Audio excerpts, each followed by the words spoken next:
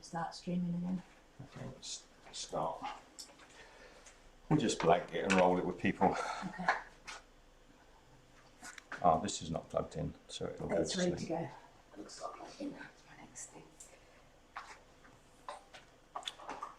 Good day, everyone.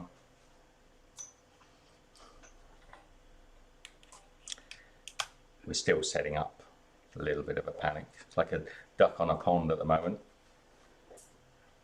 I might look calm, but we've had a crazy morning. So I'm just going to try and calm down a little bit. Take a nice slurp of coffee. Is anybody in? Anyway, say good morning if you're in. Looks like 9 people are in. Guten Morgen, 9 people. Kelly says, hey, I see you, first one here, yay. Hi Kelly, good morning. And Ich says, we're thrilled to hear about your chocolate cheese pizza. Do you know, doing these I'm not a morning person, so doing these morning live shows drives me around the bend. It's all right for those of you that get up at 5 in the morning and watch the sunset, but I've never seen that 5 o'clock. I've only ever seen the late one. So we barely got an hour to get ready. So That's preparing doughs, setting up. If you can see the studio, the setup, it's. I said to Michelle, I think I might actually have a sort of like a heart failure on screen today, but I'm winding down so we can. Who's? So James from Fun Foods is here. Hey Jamesy, hey buddy, how are you? And Ich said, I was second faster though, because Kelly got in first. So we've been making. I've got to pre-do a pizza dough. I'm going to go through the whole process today. So if you want to watch this and join along, you'll need some Nutella, because I'm going to use Nutella. We're making a s'mores type pizza. I've never made this before, by the way. So it's but it's not complicated. But the idea is to make a beautiful chocolate s'mores pizza and a cheese pizza, like a 4 cheese pizza, on the same base. And I thought it through in my head. It works in my head. So hopefully it's going to work here on camera. I know it's going to taste good, chocolate and cheese. I know it sounds a little bit quirky. I'm going to put some chili in it somewhere. We're not sure, not on the chocolate, but I'm wondering if I might put a little chili in the cheese side. See, this is how prepped we are. I've never made this before, but I've made pizza thousands of times, so it should be not too complicated. So Ich says hi from Austria. It's 1 a.m. here. Ich, let me put my glasses on. And then Cat Love Cruz, Austria. hi from Florida. Oh, ich Oh, sorry. Ich from Austria. We were in Austria just last year. So I love Austria. Beautiful. So it's going to be cold there, lovely and crisp and fresh. We were walking up in the mountains in Austria, Michelle and I, in our flip-flops and sort of t-shirts. It's 3 layers of t-shirts. We didn't have any winter stuff, so it was a little bit daunting. Cold. It was Cold. Nice. Refreshing. That's where you bought that big, thick jumper It was in nice Austria. thick jumper. We bought I mean, we don't want to buy too many clothings when we're traveling, but we had to get Michelle a nice big thick woolly pulley because we're walking up in the Austrian Alps. Yeah, it was just gorgeous, but it was cool. It wasn't really heavy snow that time of year. It's getting towards the end of November, beginning of December, I think. So Cat Cruz said, I did your Nutella braided bread. I loved it. Well, this has got similar sort of connotations. It's, I mean, the Nutella bread was a brioche-based type bread, so it was a very rich dough. And in a way, a pizza dough can be a little similar. We're putting some fats into there, so it's a slightly enriched dough, and it's a similar. It'll be certainly a similar. This one's going to give you just as much fun to make, I reckon.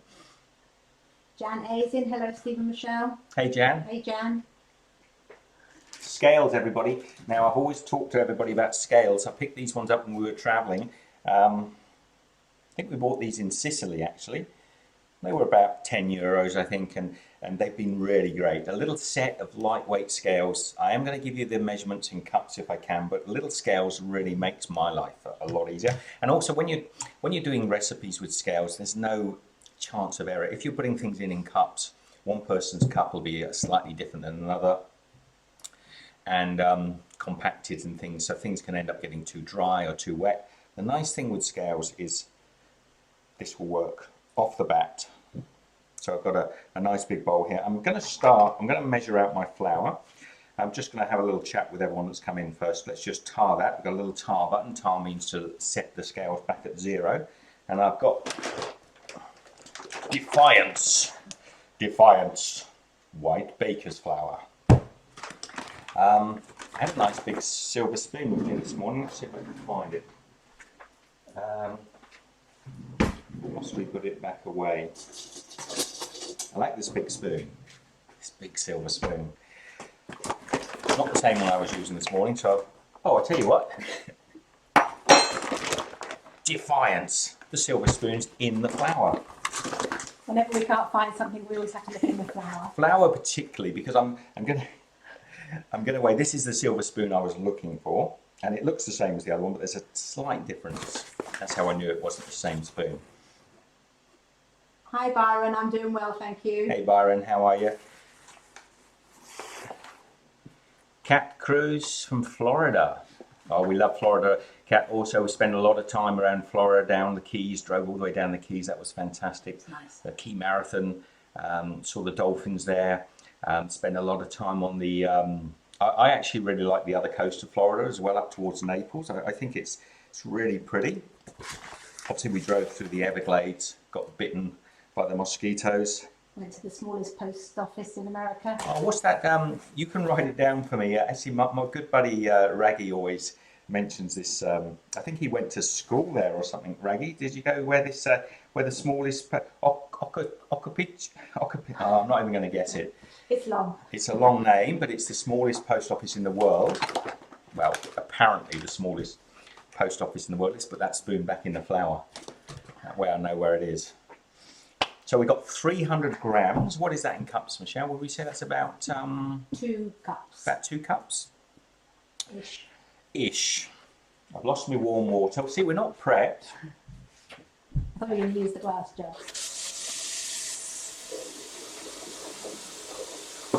With no water in it. Well, it will be cold before you put warm water in it. So let me just get some water.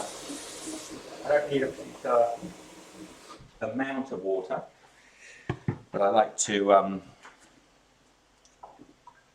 Hey David, how are you? Do I see chilled and relaxed today? I certainly am. We're going to be making a chocolate and cheese pizza, like a split pizza. It's going to be great. It's going to taste great. Well, JCC said I didn't know you could make chocolate and cheese pizza. Nor did I. But you see, this week's recipe had to begin with C. A lot of people were saying cheese, some people were saying chocolate. No, a lot of people were saying chocolate, and some people were saying cheese. And I thought, well, chocolate and cheese. Maybe I could do a chocolate and cheese pasty or a chocolate and cheese pastry of some sort. And then I thought, oh, a chocolate cheese pizza, that'll work. I mean, my brain. Look, we're going for a teaspoon and a half of yeast. This is the dried active yeast. Just bought a new pack because we get through so much of this stuff. The great stuff about this, well, to be honest, fresh yeast works in much the same way. It will activate. This will activate a little bit quicker, and it's perhaps a little simpler to use. You do want salt as well in your pizza to sort of counteract. About half a teaspoon, and I don't put it ever near to my. What's the down camera like, Michelle? Does it see into the bowl? No, you've got to come back. Okay. Or I can move the camera. It's got to go up. Shall I try? Maybe just push this arm. Will it come forward a little bit? Yeah. Let's see. It doesn't matter actually. I'll show you in the bowl. No, leave it there, and we'll No, it's coming. It's coming. Yeah, well, not quite. Not quite. Here, look. So I've got my salt separate to my yeast.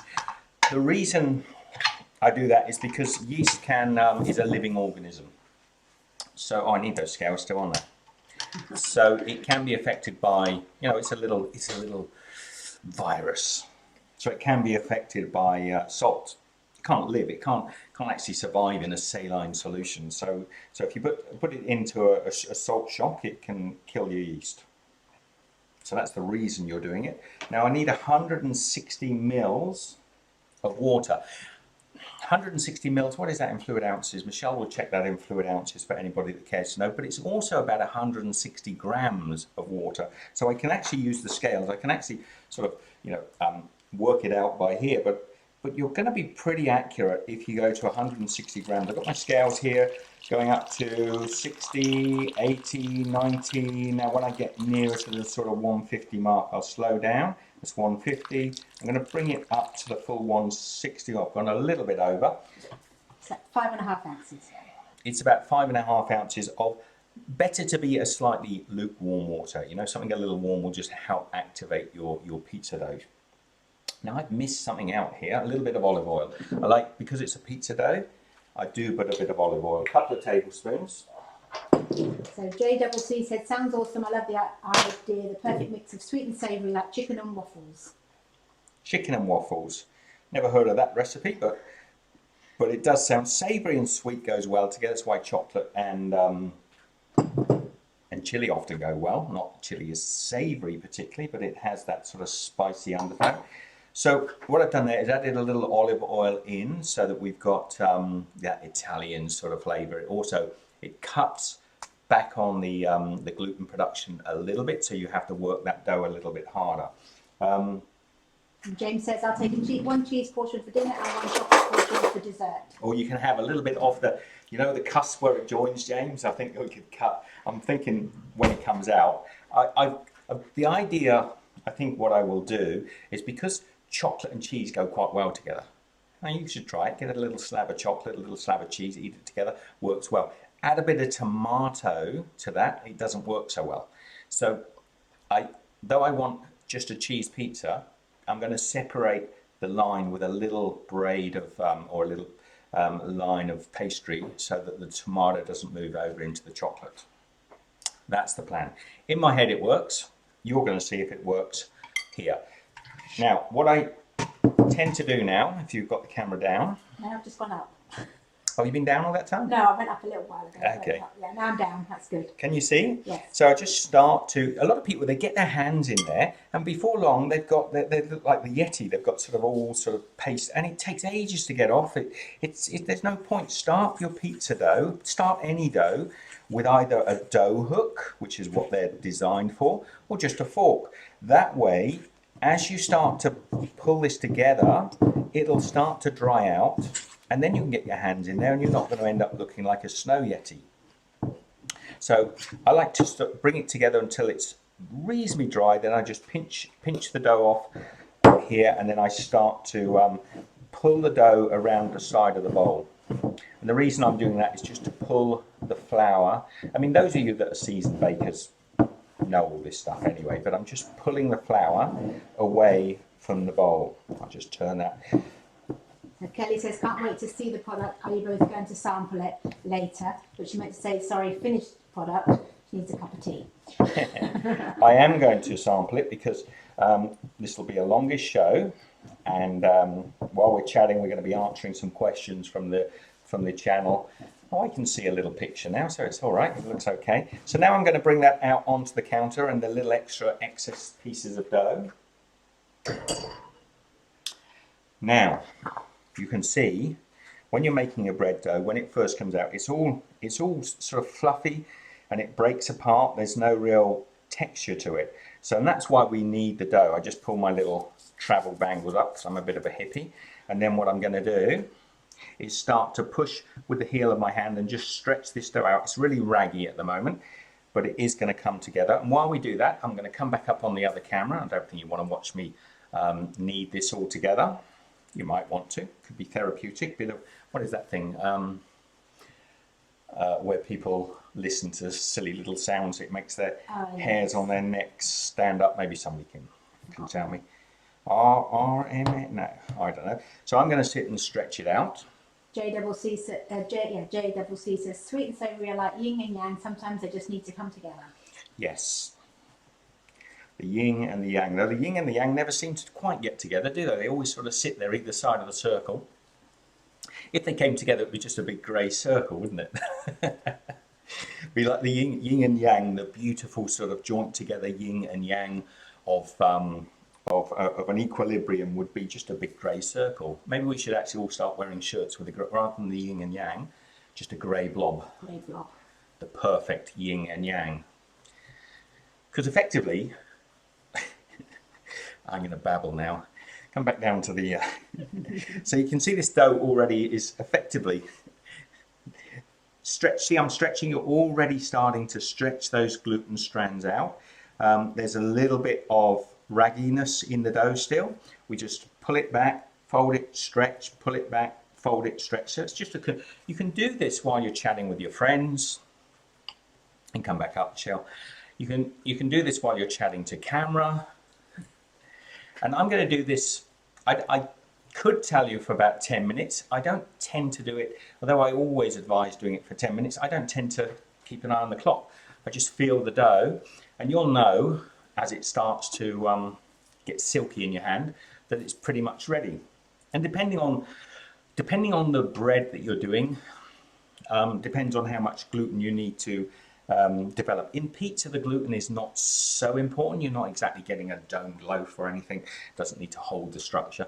It is important that you use a bread flour, because you're going to get that little bite and chew in the flour. Don't use all purpose for pizza. It's just not good. Alpha Omega Magnus says yummy. Alpha Omega Magnus.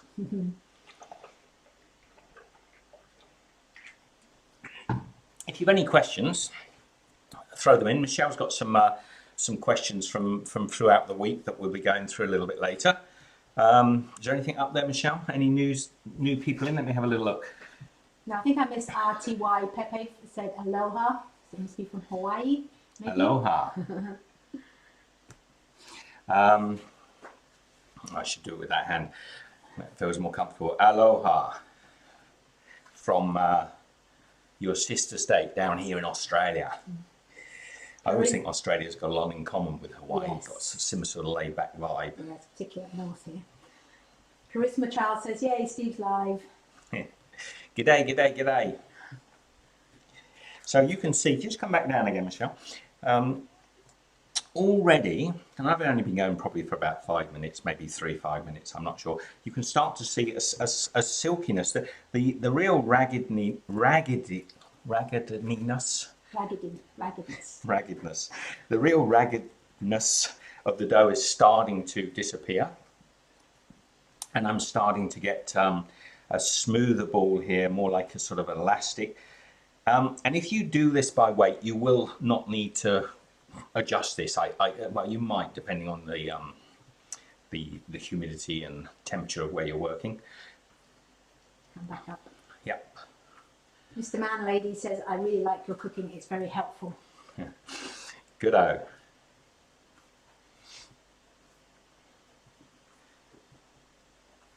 Need some music on.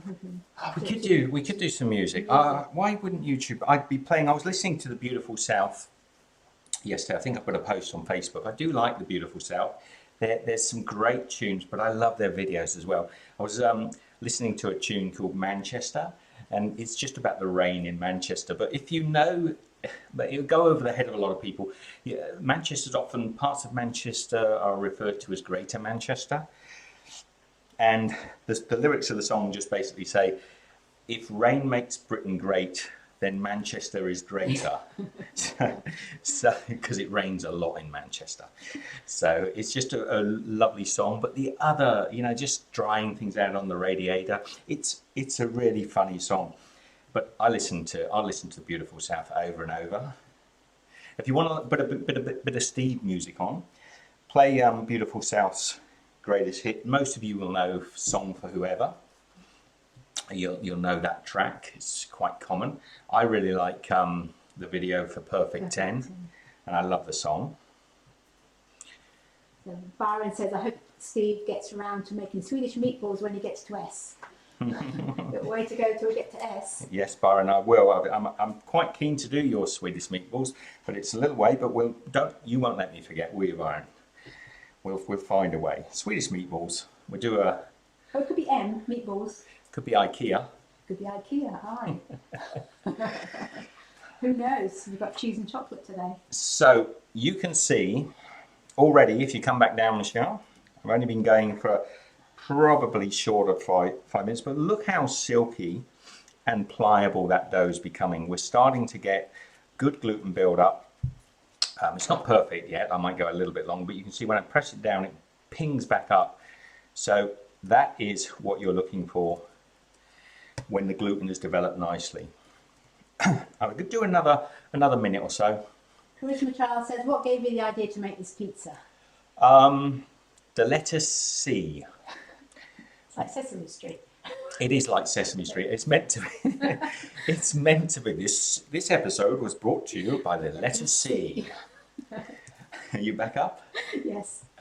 I better not get a copyright strike.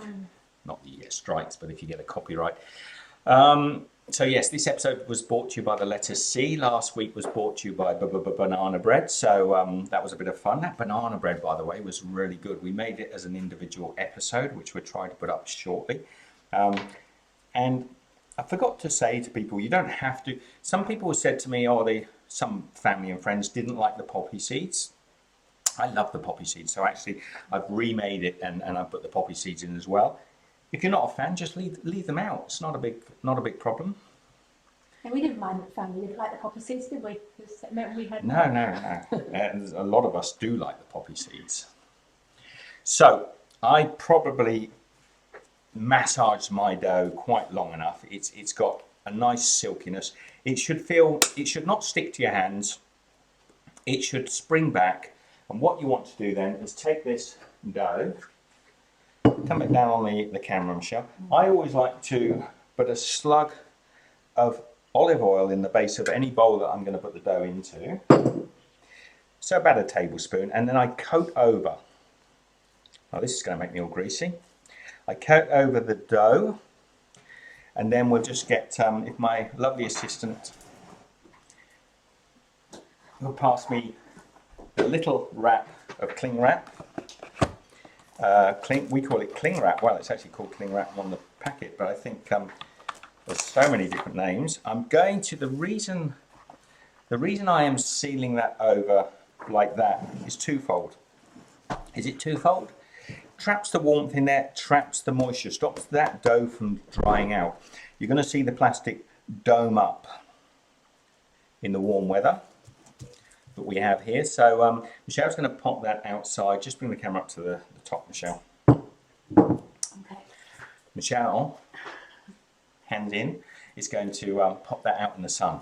Now I've got one out in the sun, so we're not going to have to wait for that to prove. Did I bring that other one in? If it's pushing up nicely, yes. We made this one about 30 minutes ago, maybe about 20 minutes before the show started. And oh yeah, it's rising. I can see Michelle's bit, and because we're in Australia and it's summertime, it's puffing up nicely. It's a good job we didn't make it yesterday. Now look at that. Can you see all those little air bubbles in there now? I hope the quality is good enough that you can see this. And that feels quite warm. Now I'm going to put my back to you because I've just got to get the grease off of my hands. See, when you're doing a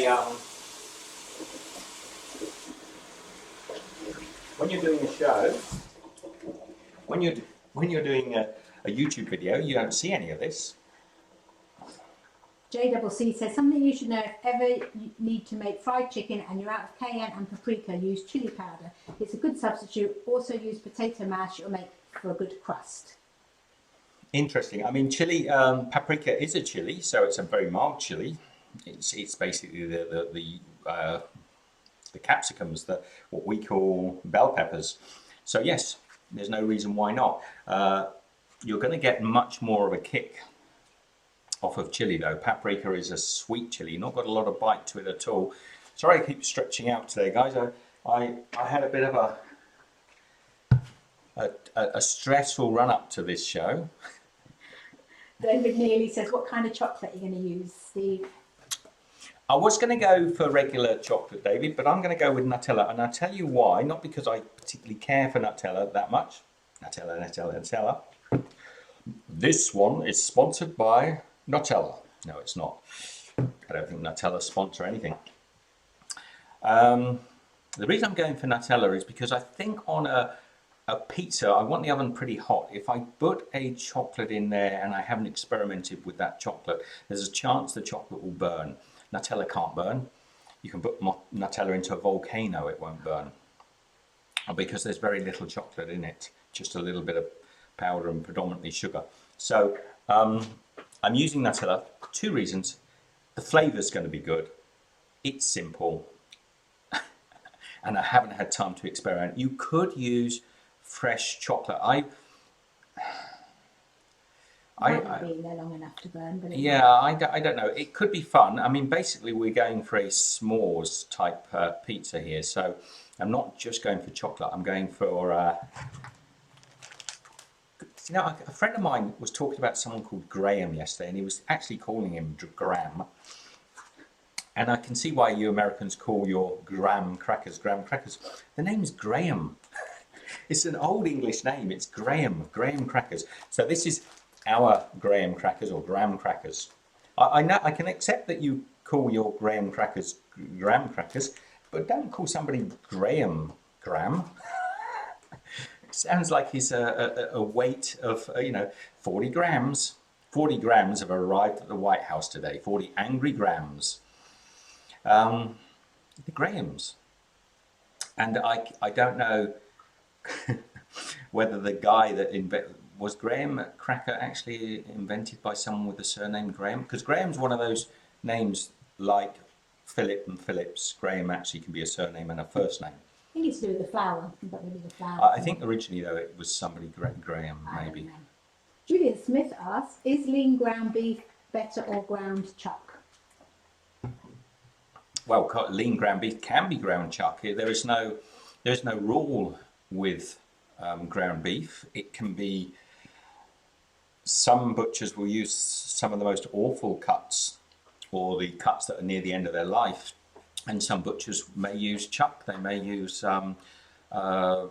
silver side. It's generally ground beef was what, as the butchers are working in the shop, they're cutting off all the little scraps and they're preparing their showpieces to put in the counter. All the little trimmings that they take off go into a big bowl, and then they go through the mincer.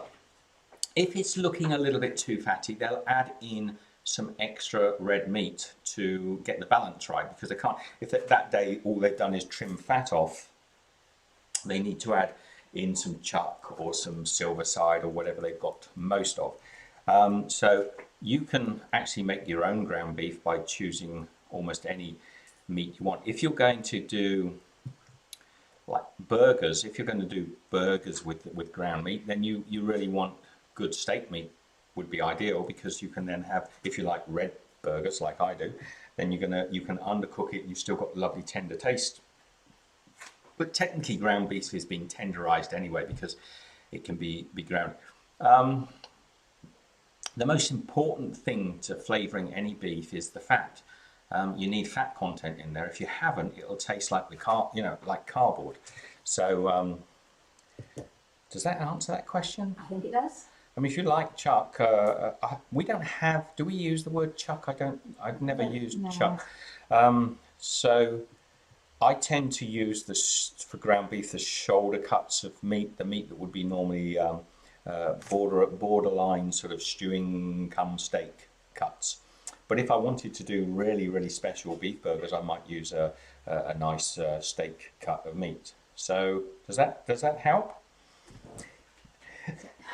JCC says Nutella is good for s'mores French toast. I love to see you make that, and Oreo pizza, or cookies and cream pizza to be exact. I don't think I've done a sweet pizza. No. So this is going to be the first. And Florian says hi. Hey Florian, how are you? Michelle, would you mind just getting one of my sharp knives? Just the chef's knife? Yeah, just so I can cut. I've got dough here, but that's enough for 2 pizzas. You can freeze pizza dough, by the way. It's very easy to if you cut it up, knock it back a little bit. Actually, a good thing to do is to shape it into pizzas if you want. You can if you've room in your freezer, you can actually make these up and just freeze them just like they have in the supermarkets. And and they work great. You can take them out of the freezer, put a little bit of sauce on there, a little bit of olive oil, a little bit of tomato paste, whatever pizza topping, and from frozen and straight in the oven on the highest temperature, and that will give it time just to rise that pizza dough. It's not quite as nice as fresh pizza, but it's getting there. Now Michelle's gone walkabout, so I can't do the down camera at the moment. I'm just coming. She's just coming. Just coming. She's gone to get the pizza cutter. She's thinking ahead of herself. There we go. Well ahead of herself. It's not at the oven yet. I'm hopeful. So come down onto the... Yes, you're down. Down? You're down. Before you went out, or No, just now. Okay. So this is, look at the moisture under there. Look at the water that's coming off of that because of the heat of the Australian sun. See that? That is beautiful. Look how, actually it's a little almost overproofed. It's almost cooked. I'm going to take this out, but I'm going to cut it in half. I want about half of this dough. I'm going to take a little bit, oh, you could recover that, Michelle, I might save it drying out. So what I tend to do is take this dough and I'm just going to shape it. I'm just going to twist it and sort of curl under it to get some tension on the top. Now ordinarily, if you were making more than one pizza, you can actually just, as this top's a little bit greasy now, let me just move the knife, get some of that oil off of there. So Ice Dragon says, hi, nice to see you again. And Charisma Child says, fruit pizza is the best, cherry or strawberries and cream. Wow, I've never really gone in for a lot of sweet pizzas. I love pizza so much. So I've got my piece of dough there. And what we're going to do, is that in camera shot, Michelle? We're going to be able to see that nicely? Yeah. I'm just going to let it rest a few moments. Now this could easily, just come up a moment. Yeah. This could easily fail. You know, I haven't made pizza for a month or two, and I don't make it all the time, but I've made many pizzas. There's no reason why it should fail, but you're going to forgive me if it fails. It isn't going to fail. Come down here. I like to get, ideally, I would go with a semolina flour or a slightly grittier flour. I've only got the bread flour that I made this with, and that's fine. I'm going to pop this down here. What I'm going to do is I'm just going to use my fingers, just get that spinning a little bit, and I'm just going to tap out like a little sombrero. Okay. So what I'm looking for as I spin the pizza, I want to keep this little dome in the center. Okay. And the reason I'm doing that is because as I form my pizza out, it's going to start to thin in the center. And if you actually have a little excess, the more I play with this, the more chances things are going to go wrong. If I have excess in the middle, the chances are there's not going to be a tear in the center. Now I've got my sombrero, I'm going to turn it face down, and I am just going to start to spin this pizza around on the countertop, and I'm pushing out. As I do so, I'm pushing out, but I'm not pushing in the center. I'm pushing towards the outer rims. You can see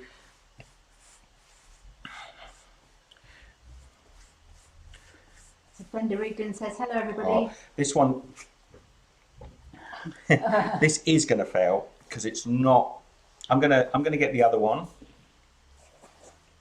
And the reason I'm going to get the other one is because this is not quite had long enough to form. You can still see there's a little too much texture in this dough.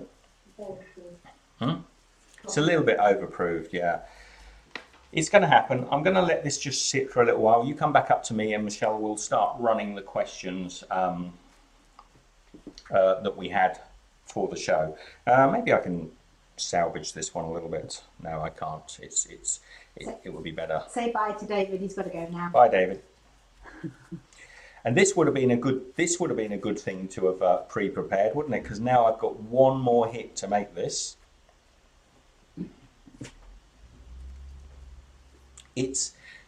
The sun, are we up? Oh, yes, we're up. The sun is too hot. This is overproved. I mean, this is warm. I could probably put this on a aching limb, and it would. It feels like it's almost baked. It must be getting very hot out there. It is. So it's a little bit overproved. So I'm actually going to sit it down. Can we start going through the questions? I'm going to let this cool down a little bit and just develop a little more gluten. Want the first one up? Yeah. Oh, they're not coming up. It's because you're clicking the wrong button. I knew Michelle would struggle with this. Yeah, done it, found it. Okay. So what is the... we're not prepared for these questions either. We haven't had time to run through them. Michelle saved them to the computer. I don't know what they are, so I'm going to have to blag the answers if I can. So DG Mucha DR says, okay, I want to make these, but what is mixed spice? And that's on the treacle scones. Those treacle scones were good. Treacle scones that were delicious, by the way. I'm reforming this dough, by the way. It's the glutens have, the strands have snapped and broken apart, and there's not enough strength in it, so I'm just reforming it. And that's what happens if you overprove your dough. Kick it back, reshape it a little bit. We might have to roll this one out. I'm not sure. Mixed spice. Mixed spice. Mixed spice means, I think in America they use pumpkin spice a lot, pumpkin spice probably is our mixed spice. So it's the spices that are traditionally the sweet spices. When I'm talking about it anyway, it's the sweeter spices like your cinnamon, your nutmeg, your cloves, your cardamom. So it's the spices that go into ginger snap cookies, Christmas puddings, pumpkin pie, any Christmassy. A lot of the Christmas dishes have those sweet spices. So when we go into our shops here, we can just ask for mixed spice and they're going to give you those spices. I think in America, commonly, it's called pumpkin spice. So I tend to refer to it. We might actually start having pumpkin spice in the shops now, I'm not sure. I think it's still mixed spice. Yeah. So I often make my own. I'll just get fresh cinnamon, fresh ginger. I usually use dried ginger, sorry. Cardamom, nutmeg, and I'll blend those up. A little bit of clove. Clove can be a little bit overpowering, so don't use too much of it. Star anise also works. Mace also works, and they're the sort of flavors. So that's what I would call a mixed spice. But really, you can. When we go to the shops, you buy mixed spices. You can see on the back; it'll tell you what's in there. But really, you can go for whatever you want. Mixed spice is whatever you like. Good day. What's A couple of comments. JCC said, I always thought you lived in England. My mistake. No, I've lived in Australia for quite some time. Because, just come down here a moment, Michelle. Just a second. I'll come back to that. Was that a question? It was just a comment on the side. I was going to say this, but because this has lost some of its stretch, I'm going to roll this one. And the way I'm going to do it, and I'll show you, it's very similar. And a lot of you might find this easier as well, but I'll just give you a couple of tips here. When you're rolling a pizza dough out, don't roll past the edge there. So if you roll past the edge, you'll pinch the edge of the dough out really thin, and then you'll lose your shape of your pizza. So what I like to do is just roll from about an inch this side, push out, give it a little spin, and push out again. But don't go all the way. If you keep turning your pizza, you'll get an even thickness, but you won't get thin edges, and you don't want thin edges on a pizza. No, I'll do that. Are we down or up? We're down. So I'm going to go with, I'm just putting my, come back up. Yeah. I'm just putting my oven on. We want our oven on the highest temperature you can go to. So if you, well, not unless you've got an oven that goes up to something ridiculously high. But we're looking at 250, 260 degree, 250 degrees Celsius. That's how much is that in Fahrenheit? 450? No more, I think. Michelle will do a check for you. Now, luckily, I've got that extra bit of dough that I can make a little barrier on my 480. So if you can get up to 480, 500 degrees, go for it. Sorry, the question. What was the question? The next question? Yeah. The next question is, done that one, sorry. Number 2. Number 2. Not number 1. Done number 1. This was on the website. It was from... on steveskitchen.com. If any of you haven't actually signed up, you have to sign up really. I don't keep a record of who signs up, but if you want to go across there and check it out, you can actually leave comments on there as well, I believe, and occasionally I get comments. But Benavam said, "Hi Steve, awesome video. I know you've heard that probably 100 times or more, but it is. This is on the sausages. I wanted to ask you, after you've twisted and bunched the links together, how do you separate them into small groups for packaging and freezing? I've been tying mine, and that's a real pain, and I'm afraid if I don't, they will untwist." Okay, you know when you're making, am I in the You're shop? up, yes. When you make sausages and you fill them, you don't want to overfill them too tight. That's one thing. But so you let it go in. You don't want to do them too loose, so there's air bubbles in there either. I'm just going to get my dough, by the way. You will have seen me just flapping it. I've got a sort of pizza shape now. I'm just stretching it out between my hands. This is where the pizza guys would throw it up in the air and spin it above their heads. When you twist those sausages together, which my pizza failed because I'm having to explain to you guys, you twist them and you shape them into bunches of sausages, fingers of sausages. It looks like if you cut through the groups that they'll fall apart, they'll unravel and come out. They don't actually. If you've got a nice sharp knife, if you group them into groups of 6 and you cut the knife through it, not straight away, let the sausages settle for 20 minutes or so on your countertop, and then you cut between. They stay in those groups, so you don't have to worry. They will actually, we used to bunch them into groups of 6, and then we'd wrap them in cling wrap, and we'd pop them into the freezer like that, because we'd make a lot of sausages, so we'd freeze many of them. And my kids used to help us. We used to put labels on them so we knew which different flavours and herbs were on there. Come down here. So answer to that, they do cut and they don't tend to unravel. So I've got my pizza base here now, looking a little more healthy. I've got my previous piece of dough. What I'm going to do is snap a little bit off. I'll get Michelle to pop that so it doesn't dry out completely. I'm going to roll myself, probably with my hands might be better to start with. I'm going to roll myself a little rope to go through the middle of this pizza. And as I said earlier, get some of this flour out of the way. As I said earlier,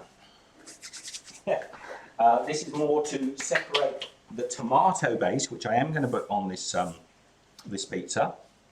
This won't roll. It's too floury. It's too floury. It's to separate the tomato base from the... Let's come up. Just come up, so see you rolling it in your hands. Oh. And see you. You got a little clearer than that. I can roll it on the counter, but the counter is so floury. Let me just get a bit of this flour off because it's a little bit too floury for me.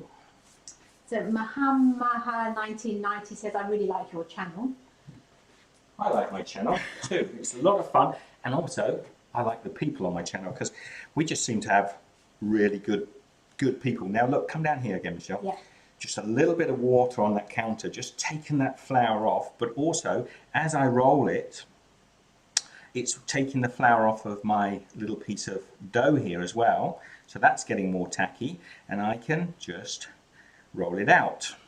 Wouldn't these make nice little breadsticks? You could actually roll it out like this, cover that in a little bit of garlic salt, and make some delicious breadsticks. So I'll pop that on. There is my dividing line across my pizza. So this side over here is going to be cheese. Pinch it off. Put it on your tray and I'm going to move that. That's a good idea. I've got actually, I haven't got my pizza stone or my pizza peel, so I'm just going to use these little pizza trays. I'm going to pop that onto here. Possibly should have put a little bit of flour underneath, but I think there's some under there already.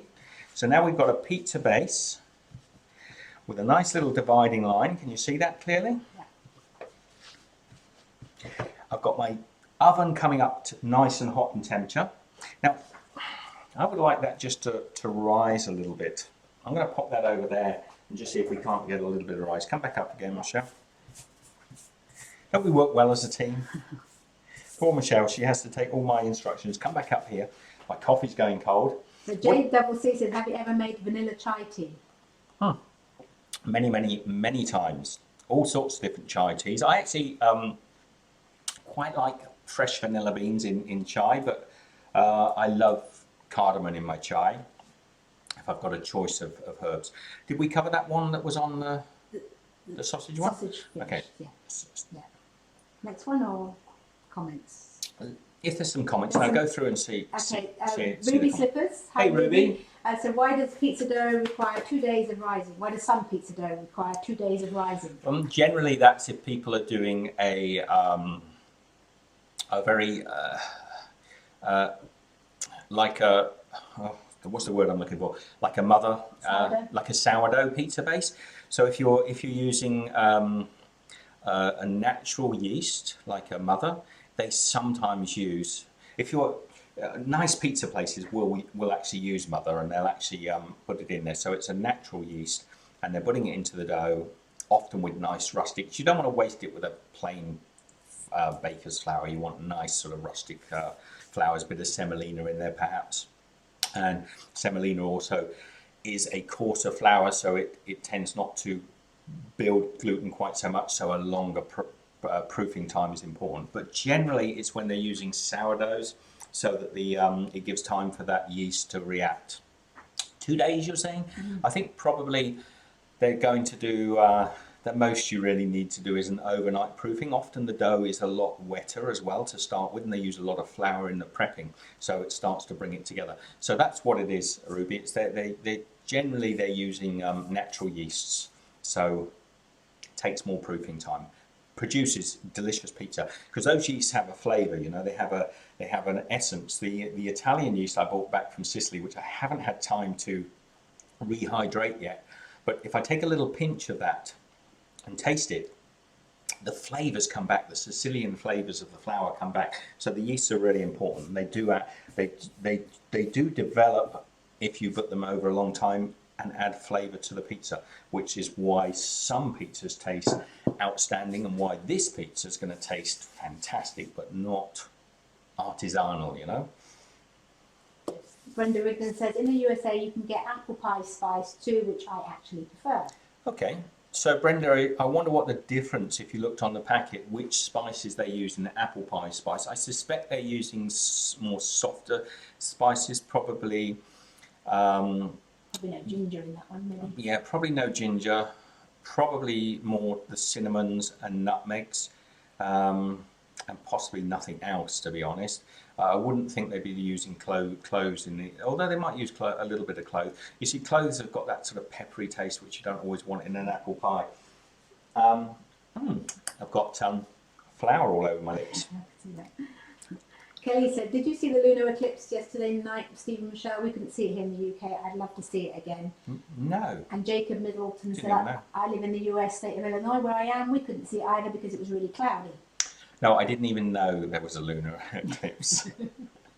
So sorry. I think when we start driving out back in Australia, we're going to see some fantastic night.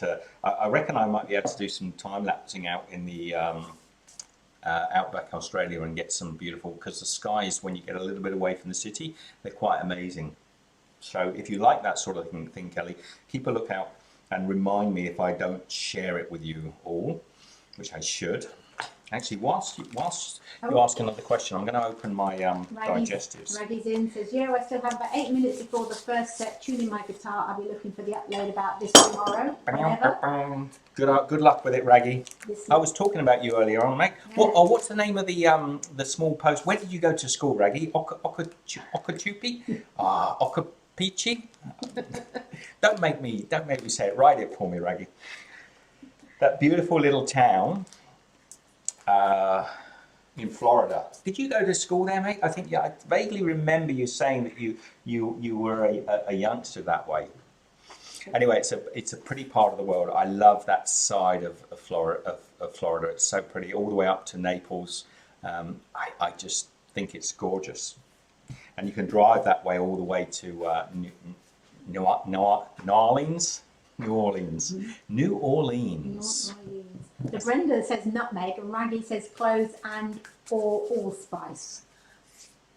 Allspice is another one, actually, Raggy. Thank you for mentioning that. Allspice is actually like a peppercorn, slightly larger. I think when they discovered that spice and they were bringing it back to Europe, they couldn't name it, so they said, what does it taste like? They're looking for a flavour that it tasted like, and the more they sort of broke it up and tasted, they think, well, it tastes a little bit like ginger, it tastes a little bit like cinnamon, it's got a little clovey pepperness in there, so they just called it allspice.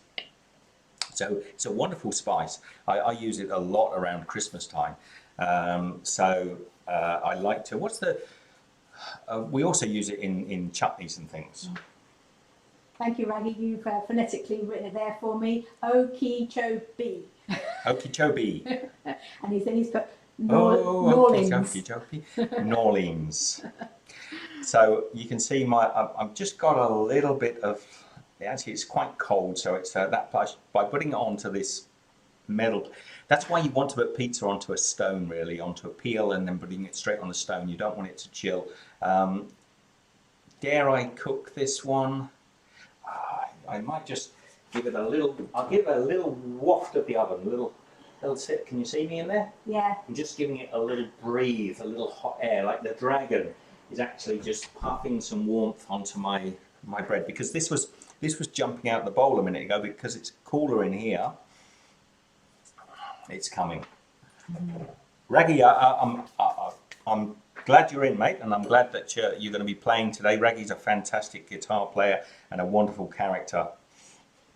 So Gershona Smith says, I've been thinking about starting to make breads again now that I realise I can knead them in my KitchenAid mixer. I read to use pickle juice. Is Polish dill juice okay, or do I need kosher dill? Pickle juice? I'm not familiar with that. I mean, pickle juice is vinegar, generally, or salted waters. So you've got two sorts of pickles. They're either going to be a sort of tart acid vinegar, or they're going to be a brine, a salt water brine. So it depends. If you're saying people are using pickle juices, I suspect they're using saltwater brines. I've never heard of it before, but they'll be probably using saltwater brine so it doesn't affect the breads, but actually imparts the flavour of the pickle. So don't use, I'm giving you advice, I know nothing about this, so I am not a doctor, but I would say use a brine-based pickle. So look for not to have vinegars in there. Vinegars can be harsh and they can affect the rising. So just come down here, Michelle, a moment. I am going to use my fork and I'm just going to prick the surface of this dough, because I want the air to be able to sort of release, and I want, as this bakes, I want to get, this should give an even baking. It probably isn't going to work on this tin tray, but I still advise that you do it. Normally this just aerates the dough, and when you pop it onto a hot surface, it allows it to sort of, the air to escape. You don't get sort of uneven bubbles. You know, you could just end up with a big blowout here as it hits the stone. So this is why they tend to puncture. What should we start? Chocolate first or cheese first? Who's going to tell me where we're going to start? I bet everyone says chocolate. Hey, thumbs up the video, by the way. I don't know why.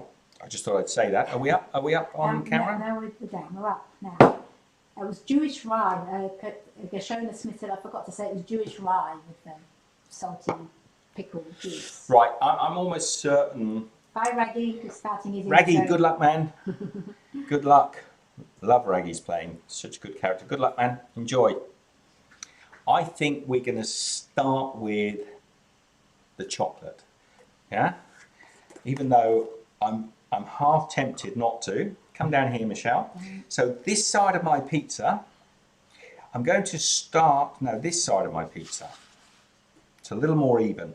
And I think chocolate lends itself to being a little more even. I'm going to get my Nutella, which is nice and soft because we're in Australia and it's warm and it's not winter.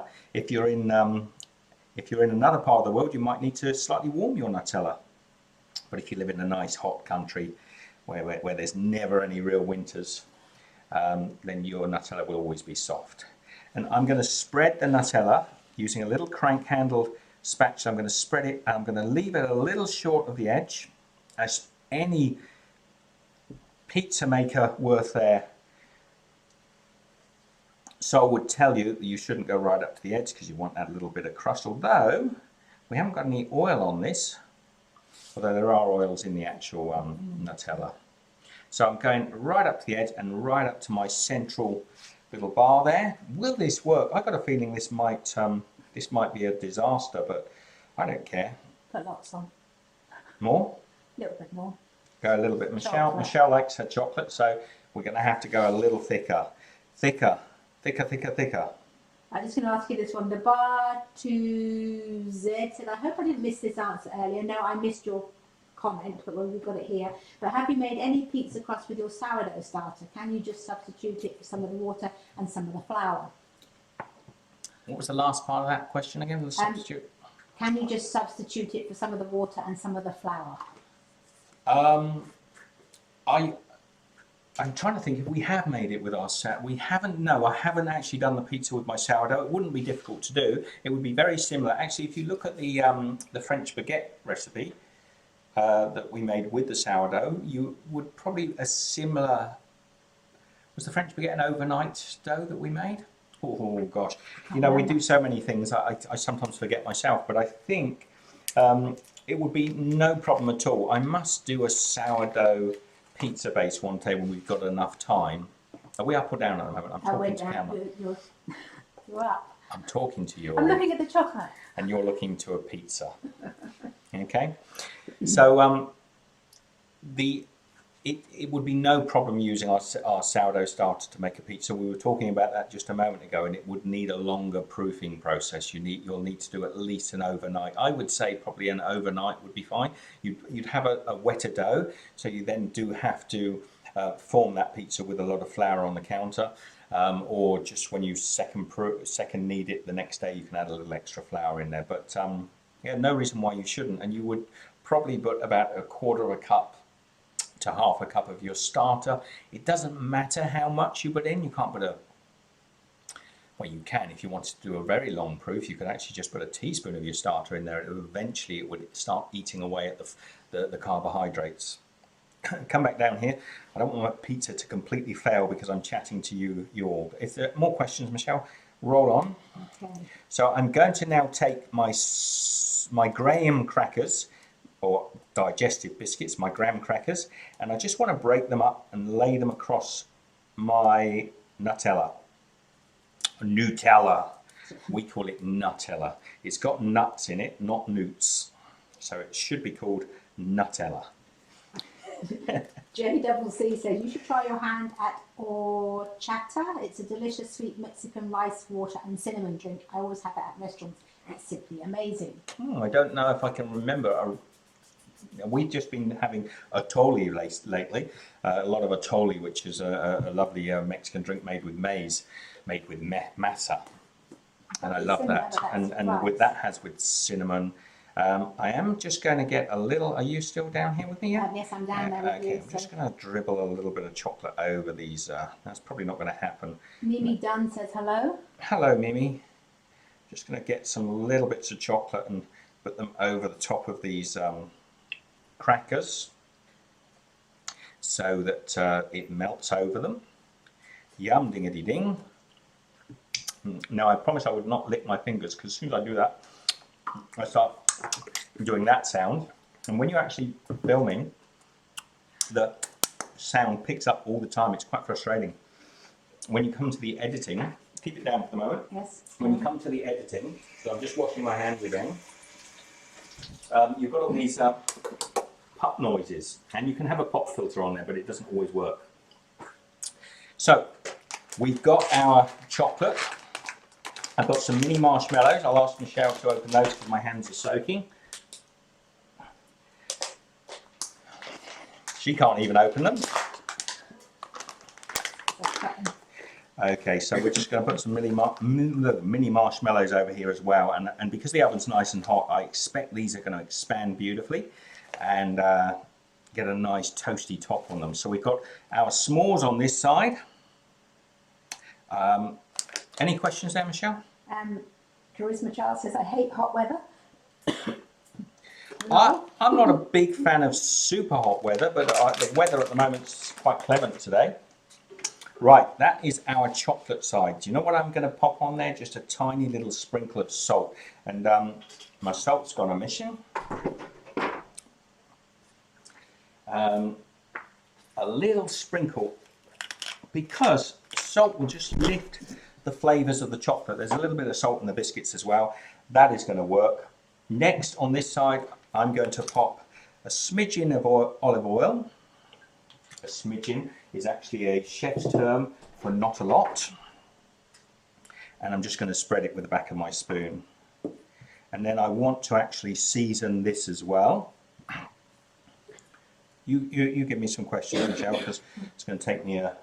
Do you want to do the next question? Yeah, we'll do the next question, unless there's one in the actual no, I don't think thing. so. Bit of black pepper, try not to get it over with my chocolate, although that wouldn't harm. Gashona Smith said, hey, would maraschino cherries or candied cherries be good on the chocolate side? Yeah, if you like maraschino cherries, the maraschino cherries, you could, for sure. So are we up, down, question? Are we down at the moment or up? No, down. I was going to do a question, but we've gone down. I have got a bit of tomato paste here, which I'm just going to spread. Not too thick, you don't want too much tomato paste, about a teaspoon. And I want to spread it over my olive oil. And I've already seasoned that with a little bit of salt and pepper. You could also put a little bit of garlic salt on here, by the way. That could be quite nice. Have I overdone that a little bit? Probably not. No. That's about right. Don't go too near the edges. The oven is nice and hot now. I'm going to take a little bit of just regular mozzarella, and start to put that over the tomato base. I wonder if anyone would ever follow along with this. I'll probably make a little standalone video of this if it comes out quite nice, so you can actually just see it in a short format. So we want some regular grated mozzarella, but I've also got some delicious fresh buffalo mozzarella. So I'm going to put the buffalo mozzarella on there too, because I love these little mozzarella pieces.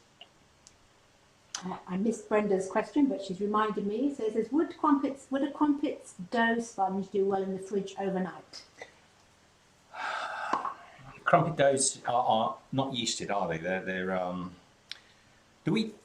I'm trying to think if I do my crumpets with a yeasted dough or with just a baking powder, Brenda. I like to make my crumpet doughs pretty much as I use them, so I've never tried them overnight. There's a chance... no, I think they'd work overnight actually. You're getting similar to a pancake batter, so you probably could keep it overnight. I'm just trying to remember, because it's a long time since I've made crumpets, whether I use a yeasted dough. Are you using yeasted or are you using baking powder? So I've got my mozzarella, my two different types of buffalo mozzarella. I'm going to sprinkle some Parmesan, Parmigiano, a little bit of salty Parmesan over the top. So this is going to be like a 4-cheese pizza, because I've got a little bit of cheddar as well, a little sharp cheddar that I'm just going to put in there. So I've got some sliced sharp cheddar. I'm just going to break this and lay it Now, a provolone would be nice, actually. I should have probably got a provolone, but, you know, it's all meant to be fun and all trial and error. So Brenda said yeasted. Yeah, so I wouldn't, Brenda. It means if you put it in the fridge overnight, you've got to bring it all the way back up to temperature. Are we down or up at the moment? Up now. So it means you've got to bring it back up to temperature and let it sort of semi-prove again. So yes, you can. There's no reason why you can't, because you just be inhibiting the speed at which the dough develops. I would certainly let the batter or the dough, I tend to call it a batter really, I would let it develop sort of 2/3 of the way, if that makes sense. And then I'd pop it into the fridge and I'd bring it back to life the next day if you want to. If you're pre-prepping it, I'm trying to think the last time I made them. Quite some time ago, because we've been traveling for nearly 3 years now, and I certainly haven't made them while we've been traveling, so it's been a while. I'd prep them before, but if you want them for the following morning, maybe you might want to prep it, but you'd need to be up and get that out at least a couple of hours before to bring it back up to room temperature and semi-prove before you use it. Look at that. Come down here. Oh, wrong one. There we go. Now I'll take a quick photograph with my phone that I'll put on Facebook later on today. Shona said that looks wonderful. I like the idea of 2 kinds of pizza separated by the dough string. Yeah, and the dough string, as I say, is not because I don't mind the cheese and the chocolate going together, but I don't particularly want the tomato, that sort of tomato flavour with the chocolate. Now my oven is piping hot. We're going to bake this, how long would you say, maybe with the chocolate cheese, maybe about 10 to 15 minutes. I'll keep an eye on it while I chat to you. I haven't baked a pizza in this oven before. Are we up at the moment? We're up. Okay, you can leave it up. I haven't baked in a pizza in this oven, so I don't know how hot it's going to be, but we'll pop it in and see. So,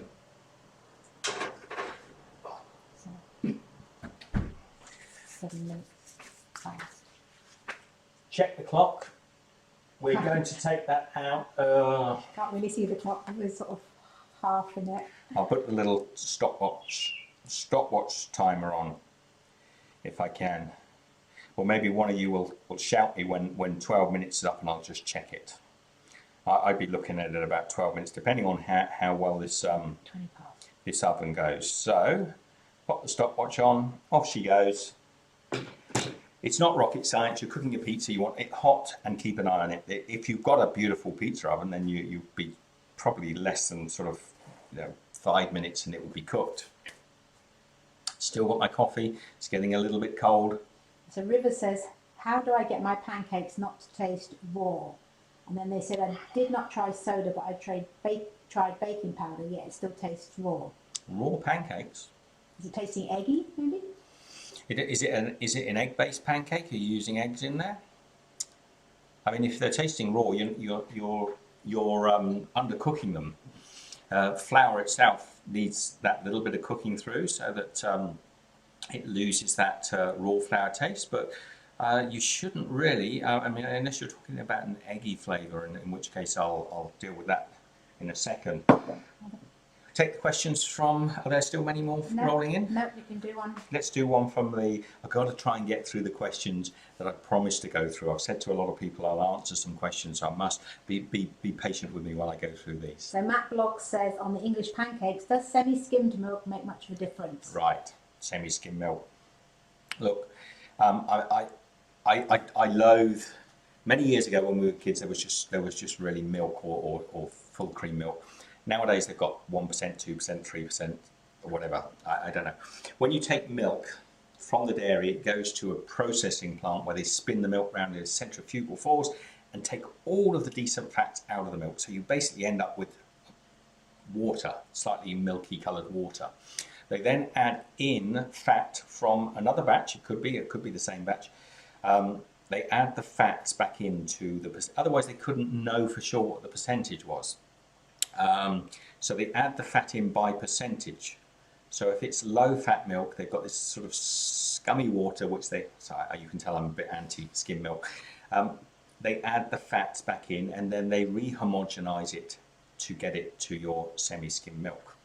Now, I don't know if anyone else is like me. I've always been able to taste something off in semi-skim milk. And I used to have a friend that worked in a restaurant, always used to try to put semi-skim milk into my coffee, hoping that I would never notice. And every single time he did it, I used to say, "Oi, I don't like this. It's got that sort of soapy flavour," and he could never quite get it past me. So I think semi-skim milk firstly has a flavour, plus also, why start when you're making lovely creamy pancakes with a watered down milk? I add a little bit of water to it anyway, but trust me, that doesn't take it down to semi-skimmed. So you can use, what was the question? Can you semi-skimmed, no, does semi-skimmed milk make much of a difference? It takes away the creaminess, and to me, semi-skim milk has a flavour. I don't know if many of you out there are like me, you can taste semi-skim milk in a drink. It's got a sort of soapiness that I don't like, so I don't like to use it in cooking. But if you have a flavour for semi-skim milk and you like it, don't add any extra water in there, by the way, like I did in my pancakes, my English tossing pancakes. No point, you've basically got water with whatever percentage of cream, there's nothing in there. So yes, go ahead, but you don't have my blessing. You don't have my blessing to use semi-skim milk in anything. Sorry, I know a lot of you do, but I swear there's going to be something in the future that's going to tell us we're all going to be sort of dying from semi-skim milk. So just it's my thoughts. To try to get it unhomogenized and as rich in its natural creams as possible, and try, you know, where it's come from the cow to the processing part and bottled into you, not separated up and then some other cow's fats put back into it. Next question. On the pancakes? Yes, this is yeah. From Kelly. Hi Steve, I love Kelly. pancakes, yeah. All right. What's the secret to making a perfect fluffy pancake? Kelly, good question. I haven't been a chance to go through these questions. Fluffy pancakes, the Americans make great fluffy pancakes, so you can always look towards American pancakes. They've always, our pancakes in the UK and in Australia, if we're doing pancakes, are a little bit more like a crepe, but the Americans make great fluffy pancakes, and it's a little bit to do with using a leavening agent in there. So for example, if you use buttermilk, which is a great fat or milk to use with your pancakes, that reacts with your bicarbonated soda, do we call it baking soda? Now they always say if you're going to use, well, that's coming along nicely. I think all the marshmallows are dark already. Dark, they're probably going to come out black. So if you're going to use buttermilk and you use bicarbonated soda or baking soda, they always say use it straight away, because basically the reaction of the acids in the buttermilk react with the bicarbonated soda immediately, and that will start to lose its potency after a very short time. I'm just going to keep an eye on this pizza.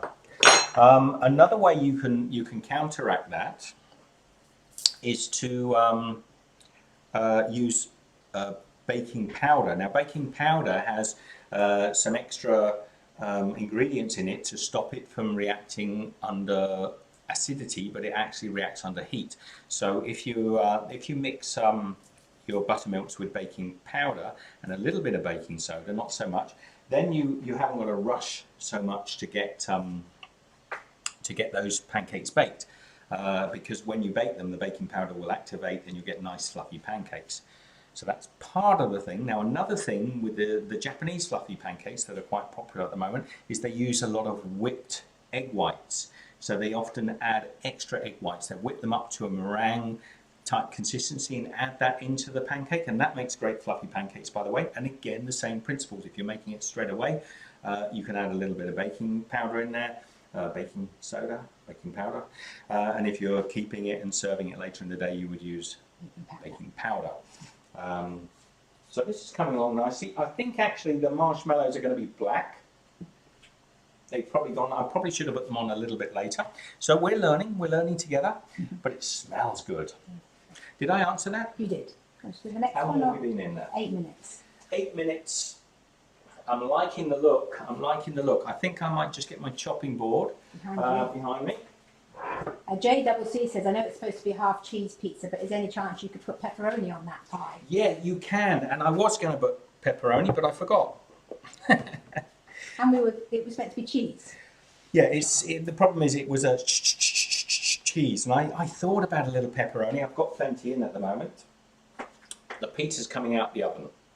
Down with this camera, you are going to see it. Okay, it's on it's waiting on the board. Oh, because Your marshmallows are cooked. the marshmallows are a little overcooked, Oh well. but not too bad. Not too bad. Can you see that? Look at that cheese pizza. That's come up beautifully.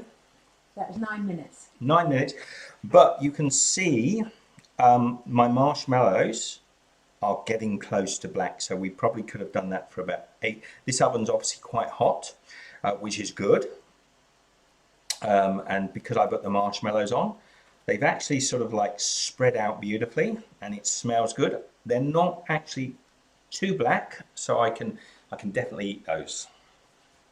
So let's just pop that down there and let it cool down. Oh, back up to me. That took 8 minutes, almost exactly. You'll be able to see. Oh, the smell, so good, bellissimo. I'm sure my Italian friends will not be saying bellissimo. A lot of my Italian friends, they don't like you messing with the classics, but we like to mess with the classics. Oh, yes. Another question? Another question. Another question? Before I let this cool down, we're going to let this cool down for about maybe 10 minutes or so, just to take the edge off it, let the thing settle. Then I'm going to cut the slice like James said. I'm probably going to go right through the chocolate and the cheese, have a little bit of both, and you guys are going to be jealous because it's going to be gorgeous. Charisma Charles says marshmallows are best really dark. Yeah, I mean they're really, really dark, mind you. So anyway, question. Sally Highfield says, can you make and leave pancakes mix in the fridge overnight? For sure. I think that's what we were just talking about. If you're doing the different pancake mixes again, if you're going to do an overnight pancake mix and you want to leave it, use baking powder, because the baking powder won't activate with the acidity of any of the oils, or if you use milk, eggs, flour, whatever's in there will react with baking soda. So don't do it that way. Use baking powder that way. And you can also add a little extra baking powder just before you mix it up. But I like pancake batter when it's been left for a little while, because it allows all the little dry flour particles, I call it, what do I say when I? Bloom. I know what I say when I'm saying it, but I call it lets them bloom. It lets them absorb their moisture so you get a better flavouring. Come back down here. I'm just going to take this off. Oh, look at that. That's the cheese. Are we down? We're down. I'm not cutting it, so it's all right. We're just letting it cool down on the counter. Got to get some photographs of this. Back up to me. Kelly says that looks fantastic, Steve. Awesome job. Yeah, how long have we been going? Has anyone been in since the start? Has anyone been in since the start? Was that Kelly, did you say? Yes. Well, Kelly's been in since the start. Oh. Gabriel Brannigan's laughing. Lol, lol, lol, lol. Lol, lol, lol, lol, lol. The smell coming off this is great. I know it's going to taste good. And the pizza side looks really classy. And the chocolate side looks like a chocolate pizza. Crazy, but you know it's going to taste good. See, RTY Pepe from Hawaii, I think, it says, is it better to weigh ingredients versus measuring? This is my pet peeve, because everybody knows the answer really, but nobody really wants to face the fact. Whenever I say to people you should weigh your ingredients and not measure them, there is a reason behind it, and people say to me, oh, my mother always made it with cups and it was always perfect, or I've always made it with cups and it's already perfect. And then your great Aunt Jemima passes you on a recipe and she says, 3 cups of flour to 2 cups of milk and 1 egg. And you think, oh, that recipe she handed down to us, she made it, it was gorgeous. And then you get your cup and it's a different size, or you pack it in, or you put it in loosely. And the flour ratio can change quite considerably. And every time you bake it, it's not like, was it Aunt Jemima? I don't know, I can't remember, I was reading. She might have changed her name just after she pegged it. So you end up Aunt Jemima's recipe. You go, I can't make it like Aunt Jemima's. It's just not the same. And mother's recipes, auntie's recipes, when they're handed down, if they're always in cups, you can always have that element of error. And it can make a huge difference, particularly when you're making your bread. If you're talking, a cup of flour just poured into a cup will be loose and airy, and if you scoop it in and pack it in, it will be tight. And the weight, if you weigh that, it's huge. The difference can be up to 30%. So on a sort of 10 ounce, you can be adding 3 ounces more flour. That makes an amazing difference to a cake or a bread, as to whether or not it's going to turn out right. So I completely accept that cups are part of cooking. I use them myself all the time in baking, but when you're passing a recipe on to somebody, it has to be in weights and measures, because you want them, you've practiced a recipe, made it perfect. Like I've said today, 300 grams of flour, and I'll give it in ounces as well, with 160 grams of water. I know that's perfect. If I give it to you in cups and you end up with a dry pizza base that doesn't work, you're going to say, oh, that recipe's wrong, but it's because you use cups and you've scooped it different to me. Even our Australian cups are 250 grams. I think the American cups are different. The old Imperial British cups are different again. So weights are really important. Now, if you're a competent baker, you can use cups, because you can say, I know this cup. I've known some nonnas and older ladies or older gentlemen who use those little china teacups for measuring and their batter and things. Works perfectly. No reason why you shouldn't. But if you're sharing a recipe, if you pick up a cookbook that says a cup of flour, that cookbook is no use to you whatsoever, because their cups, your cups can be very different. They then have to explain to you, are they pouring their flour in loosely into the cup? What is it going to weigh? And trust me, it makes a lot of difference. Sorry, I know I keep going on about this, but a set of scales like the little green ones you saw me using earlier on, anywhere from $5 to $10, you can usually get a nice little set of digital scales like this. If you can't just have one of these in your kitchen just for when you're copying a recipe, then you really shouldn't be baking regular. If you're doing fine with cups at the moment, it's because you're using tried and tested recipes. And why not? Carry on as you work. So RTY Pepe says, Aloha's still here, and Charisma Charles says, I've been here since the start. Charisma Charles, great. I'm going to cut this pizza. Come down here. Hang on. Come down here. Yes, we're down. So let's just get this. This is not a real pizza. This is a pasta cutter. Michelle's got me here, but it'll do. It'll do. Do you know what? I think what's going on? My phone is waking up and starting to do things. This is too small. I'm going to use my usual method. Take my knife and just cut through. Oh, now I've created myself a problem, because that's going to be a huge piece of pizza. But who cares? I'm still going to go for it. I'm going to cut this across here now. Nice and hot. Let's get through some questions quickly, Michelle. And on the side, sorry, there are some on the side. I'm getting back to them. Gashona said, what's the difference between crepes and English pancakes? Crepes and English, is that one of the on the side questions, or was that one of the early ones? That's coming today. Good question. Are we heads up or down at the moment? I'm down watching you cut your pizza. Yum, yum, yum. You want to go up? Up to me. Very quickly. Sorry, we'll be getting into this in a moment. English pancakes are usually a little bit more egg content in the batter. We pour them into the pan and then just shake them out so they're a little bit thicker. Crepes quite often, well, crepes properly should be made with on a flat griddle press, and you use a wooden crepe. I'll call it a spreader. There's a proper name for it, but you spread it thin. It's a very thin pancake, and generally then crepes, they take they put their flavours on and they fold it into quarters. So generally a crepe is folded because it's very thin and elegant.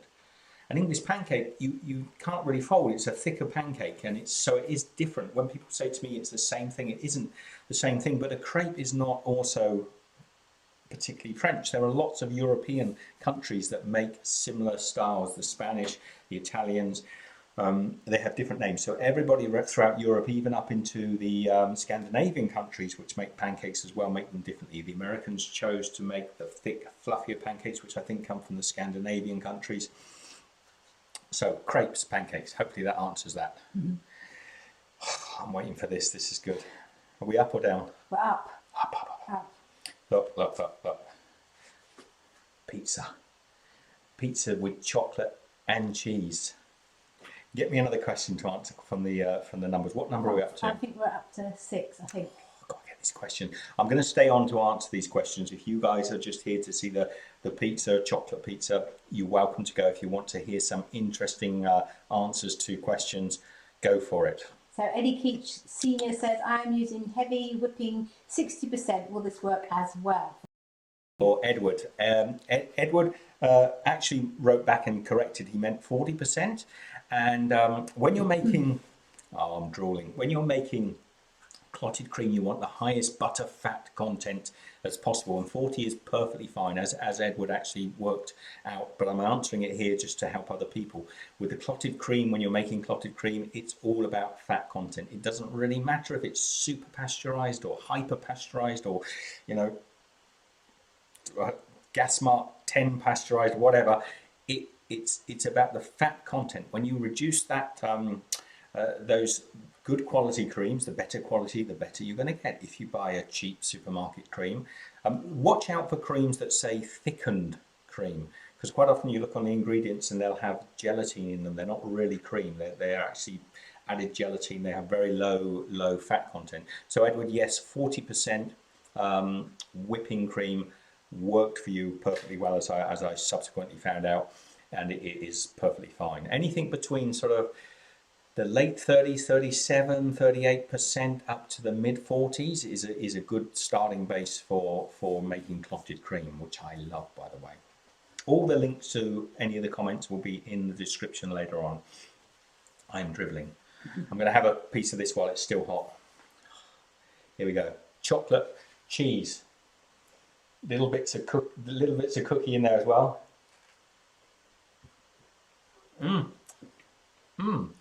Oh, very strange. No, I'm not going both together. Not good? Together? That is playing with my head. Something chronic. Oh, I'll tell you what's doing it. As I suspected, it's the tomato. I'm just going to cut this in half, just break this up. So it is the chocolate. The cheese is fine. That salty sort of flavour, savoury. And just cut it in half. You have to do what they call a white pizza, wouldn't you, without the tomato? Yeah, I could have gone white. I just thought you could the tomatoes. I see my brain's starting to mess up. My American friends encourage me to say tomato. I say tomato.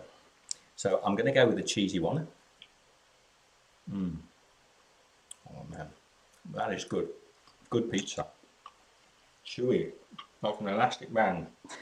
And the mozzarella. Any more questions? From the... Anywhere you like. No, try and do the ones off the... Yeah, number 7. So what's the best way to store these if you aren't using them right away? And that's on the candied lemons. Candied lemons, very quickly. Storing candied lemons, they are a preserved lemon anyway. If you remember, I think in Sicily I made candied peel. In Malaysia we made candied lemons. It's basically reducing your lemons down in a sugar solution. And once they are reduced down, they'll last almost indefinitely. But I tend to like to use, put my candied lemons into a Kilner jar or a mason jar, or even a Ziploc bag, just to stop them drying out further. Because if they're left on the side too, they'll stay out on the side for a week or two, no problem at all. But if they go much longer than that, they start to get drier and drier, which still makes them nice. But when you're at their optimum point, you want to either vacuum pack them or jar pack them. Sterilised jar, by the way. And is it the last one? We get into the last one? No, 2 more. This is on the Branston pickle. I couldn't find black mustard seeds in a local store, small town. Are yellow mustard seeds an okay substitute? No problem. chocolate pizza coming up. I like the chocolate pizza.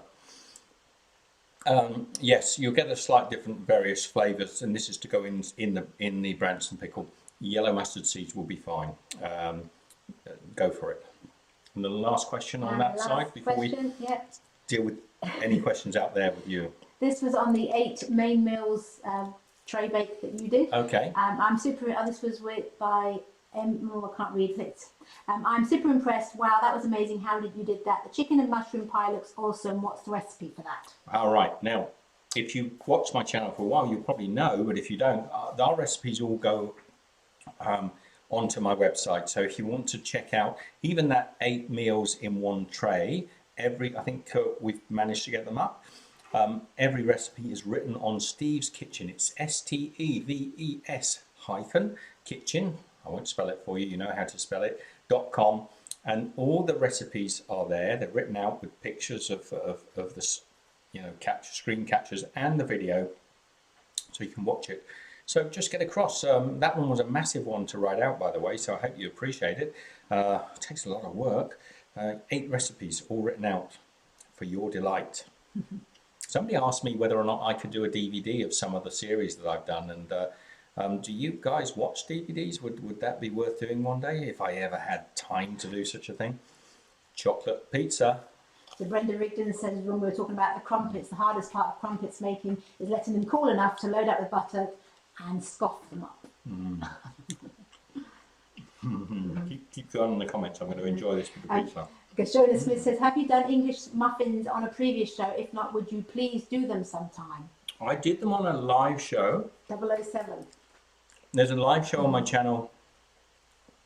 If you go to Steve's Kitchen and you put in 007, which James Bond 007, you remember it. There's a live show where I dress up in a dinner jacket, and I called it my Bond special. And I think I made Eggs Benedict. It's a fun show.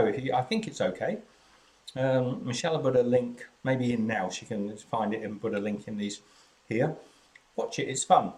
And I'm pretty sure we made the English muffins on that episode, wasn't it, Michelle? I think so, yeah. Yeah, they were good. I used to love making English muffins. Used to make them all the time, but I haven't made them for a long time.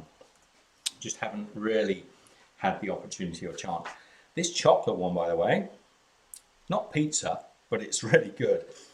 Because you've got that crunch of the cookie in there as well. All that chocolate.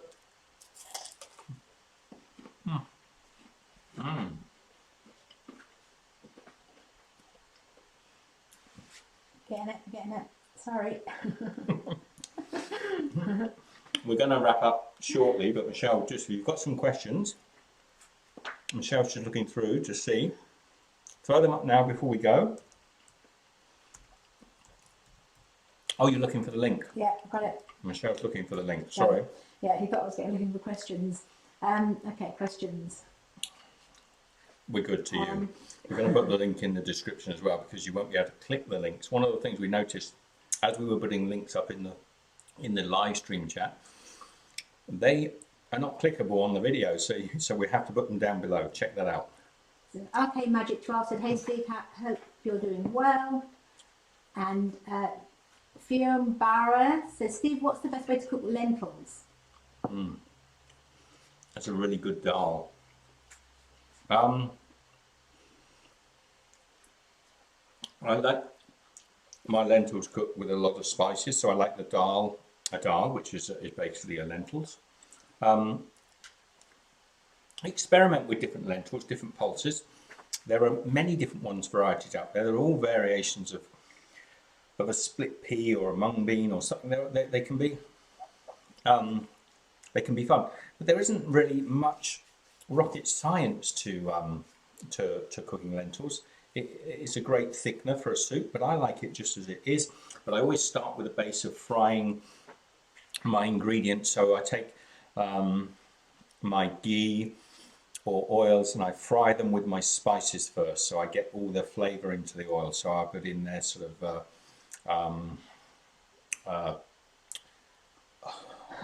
coriander seeds, mustard seeds, and we'll fry that up, maybe some onions in there as well, and then I put the actual pulses in as well, the dal in as well, and I'll just coat those and heat them through, and then it's really adding a liquid or a stock depending on what flavors you're going for. You might want some turmeric. The fresher turmeric is nice if you can't get fresh turmeric regular, just to add some sort of richness. Definitely cumin seeds work really well in there, as do a lot of the what are the other small seeds we were talking, fenugreek.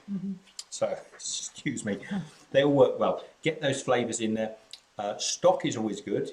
Not necessarily, you want to be careful which stock you use. I'd go with a vegetable stock or a chicken stock, and that'll absorb into the pulses, add more flavor into it. Don't be afraid to season your dal. You've got to get seasoning in there. Plenty of the right sort of salts, peppers, chilies, and be careful as the dal starts to cook, and if it's too thick, it'll start to, like little volcanic lava, and start spitting up. So when you want to reheat dal, you have to often add a little bit more liquid into it, otherwise it just keeps splatting all over the place.